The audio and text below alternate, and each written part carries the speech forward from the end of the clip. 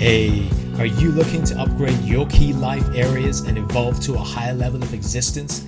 To practically harness personal growth and spirituality in a crazy, busy, imperfect world? Then you've come to the right place.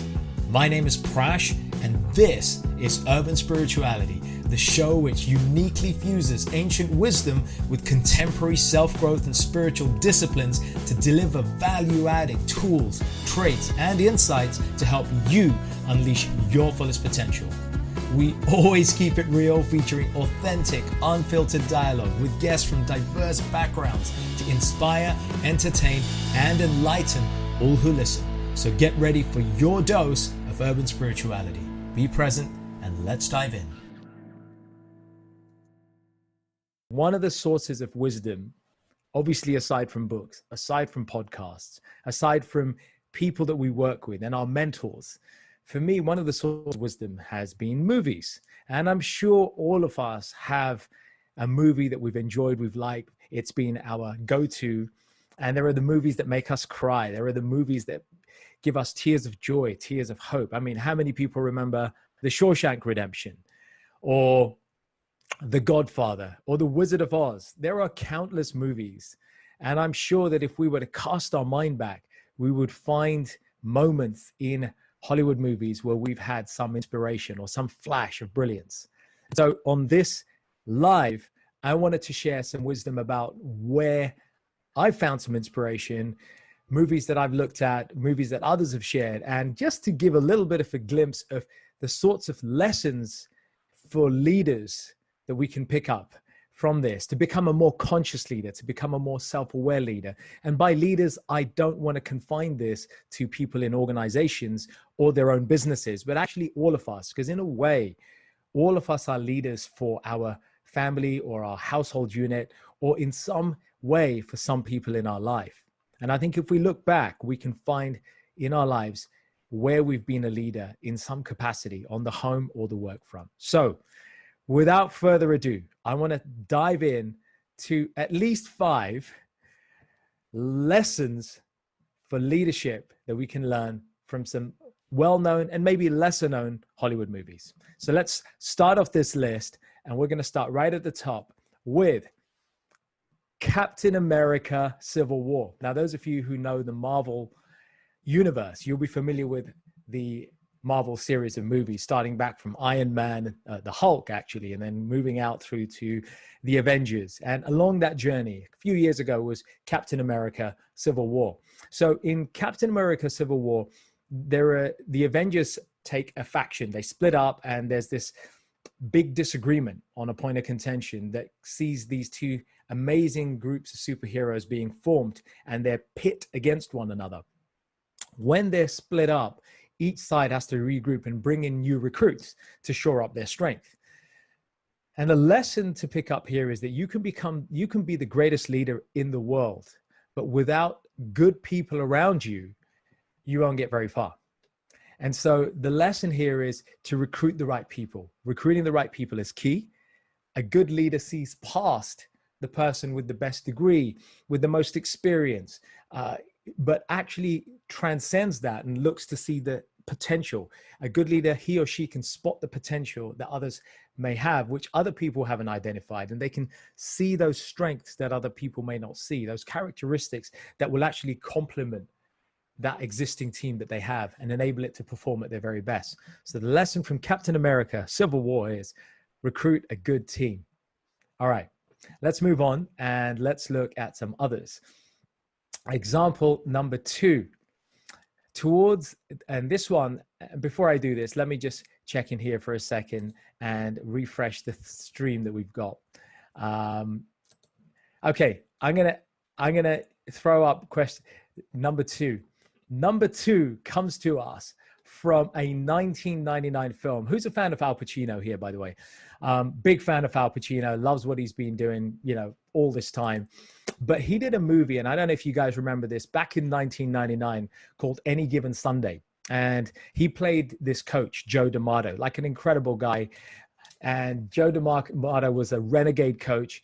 He was unorthodox. People kind of liked him or they hated him. He's a really incredible character. You either liked him or you didn't like him. But what I really remember about that film, and I guess what others take away from it as well, is how he tells his players, he gets together a team of people with disparate skills. And under his leadership, he says, look, I'm going to teach you the tactics. I'm going to show you how to organize this yourselves on the field. So you're ready, you know where you're positioned on the field, but it's up to you to win the game. And so what he does in the movie, he proceeds to empower his team. He proceeds to empower his team with the responsibility for finding their own way, for actually finding their own way in the locker room and out onto the field. And he does that by showing them that he trusts his players, that they will rise to their own abilities. He has this intrinsic trust that they will find their own ability. He has this belief they'll find it and they'll be able to demonstrate what they've learned to the best of their abilities. And his job is to encourage them, show them how to succeed. And through that support and feedback, he's able to help them to find their own solution for delivery of their problems and finding the right target. So in this way, a lesson for us is that as leaders, we can help and empower employees to find their own solutions, give them appropriate encouragement and feedback, and help them to learn and grow and develop as professionals and fan those small characteristics or qualities that they may not even recognize within themselves. But you can, as a leader, as a conscious leader, help to bring them to the forefront and help them to become a strong member of the workforce and in the team. So the lesson, empower your employees. All right. Number 3 on this list. And we move on to a movie that was a great comedy. I thought it was an unexpected hit. Maybe 5-6 years ago, The Internship. It's got the comedians Vince Vaughn, Owen Wilson, and it's a comedy about two aging, and I use that word aging very loosely, aging salespeople who are long in the tooth with sales skills, and they start work at Google. And they find themselves pitted against younger, much technically savvier interns. And these people are pitted together. They're forced to work together. And what that movie teaches us is the importance of listening to the people around you. Because what happens in the film is, at first, Vince Vaughn and Owen Wilson, their characters are dismissed as too old, as not savvy enough to be taken seriously. But then gradually, the younger members of the team start to see the skills and the qualities that they have. And similarly, our heroes, Vince and Owen, start to learn a whole bunch of new things from their younger counterparts. And so while they've learned from their younger competitors who are now their counterparts, those guys have learned from them as well. And it teaches us that we can absolutely learn from people around us, even though they may not be at our seniority level. They may be in another organization, and they may be of a much different level of seniority or position or strength, but you can pick something up from them. And therefore, conscious leaders, really the lesson here is that conscious leaders need to take into account that everyone has something to offer. I love the saying by Socrates, who says, every person I meet is in some way my superior because I learn from them. And so they don't need to know it all at once, but they just need to seek and draw that knowledge and expertise from their teams. And that's a big lesson for leaders. So the takeaway lesson here is always be ready to learn from others. Okay, so now moving on with our list, let's move on to leadership lesson number 4. And number 4 is a favorite on my list, and it's probably a favorite for at least some of you on your list, somewhere in your top 5. And that is the one and only Rocky Balboa. But I'm not going to talk about the first 5 Rockies. I'm going to talk about the remake or the reinvention, the reboot, Rocky Balboa, that was probably about 12 years old now. Rocky Balboa reprised, so Sylvester Stallone reprises his role as Rocky Balboa as the long-standing boxing champ. He's all grown up, he's retired, his son is grown up.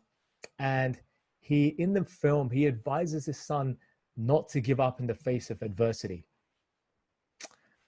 And his character reminds us that we need to keep moving forward. No matter what happens, we need to keep moving forward. And I think inspirational leaders take the good with the bad. This is the message here. The inspirational leaders really do take the good with the bad, and they keep going. They just keep pushing on. They show their team that you can take the hits and get up, take the hits and get up and try again. And that will inspire them to do the same on your behalf and inspire a culture of positivity within your organization. So leaving you with Rocky's famous words here, it ain't about hard you hit. It's about hard you can get hit and keep moving forward. All right, so that's Sylvester Stallone, Rocky Balboa. The lesson: deal with adversity as well as triumph. Item number 5, inspiration number 5 on the list is the love or hate him, Jordan Belfort, aka the Wolf of Wall Street. So when this film came out, charting the life, the rise and fall of the inimitable Jordan Belfort, it shows us that inspiring, charismatic leaders can really motivate their teams, lead them through challenging times, and reward them with high performance appropriately with amazing things. And yeah, in the film, we see how they have challenging times, and the character DiCaprio plays Jordan Belfort. So DiCaprio as Jordan Belfort really leads his team through challenging times. And he's infamous in that film for rewarding these high performance individuals in his team with like extreme displays of loyalty, right? His highly skilled workers will kind of do anything and everything. And he rewards them with drug-fueled parties, times on yachts, amazing cars, all kinds of material gifts. He lavishes them when they hit their monthly targets, and he just smothers them with this praise and adoration. And so these team members are like willing to do anything and everything to ensure that their company succeeds. So there is a lesson there. Well, the lesson isn't that you should just have drug-fueled parties and feed your staff caviar and, you know, take them out on Rolls-Royce trips right now. But the lesson is you can't dispute the fact that if you can reward employees appropriately for their hard work, they will show up with more loyalty, more dedication, and more engagement for that common goal. So the lesson is reward success wherever you can, at least with your words and more so with your actions. So that's our 5 big lessons learned from the movies. I want to leave you with a bonus, which is a 6th one thrown in the list. And that bonus for me is another DiCaprio film, The Revenant. And The Revenant is not everybody's cup of tea. It's a dark, gritty film. If you've seen it, it's a wilderness and survival tale. And what's interesting is the former Apple marketing legend, Guy Kawasaki, right? Guy Kawasaki, he cites Frozen. He cites The Revenant, you know, this whole frozen wilderness-based movie as a film where lessons about resilience and overcoming adversity for leaders is so evident, because throughout that movie, DiCaprio plays this person who is faced with terrible adversity, terrible odds. His health is ruined. His limbs are nearly torn off by that bear. And it's a massive lesson in resilience and overcoming adversity.